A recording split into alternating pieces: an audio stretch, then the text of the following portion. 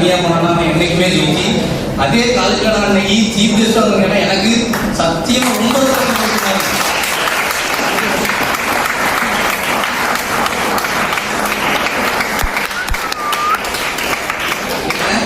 என்னன்னா தனியாக இருந்தேன் 100 பேர்த்துல நான் ஒரு இருந்தேன் மொத்தமே 100 பேர்ல ஒரு நாளாக தெரியும் போது நீங்க எல்லாருமே வின் பண்ணலாம். இன்னைக்கு அந்த கம்ப்யூட்டர் சயின்ஸ்ல ஒரு பையன் பண்ணலாம், அவனை எனக்கு நல்லாவே தெரியும். நான் வெயிட் லிஃப்டிங்ல இந்த காலேஜில் பண்ணிட்டு இருக்கும்போது என் கூட ஏன்னா அந்த பையன் எதுவுமே பண்ண தெரியாது. ஃபர்ஸ்ட் வந்து என்கிட்ட ஒரே ஒரு அனுபவங்களை பாரி நான் பண்ணணும்.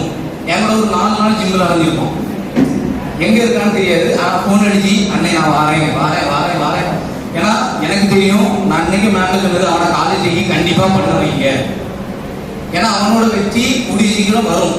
இந்த கேரியர் முடிஞ்சு போக முன்னாடி அவனுக்கு கண்டிப்பாக சொல்கிறேன், என்னால் முடிஞ்சது என் மாடலிங்கில் வந்து ஜாயின் பண்ணான்னா அவனை நான் ஃப்ரீயாகவே சென்னையில் மாடலிங் பண்ண வைப்பேன்.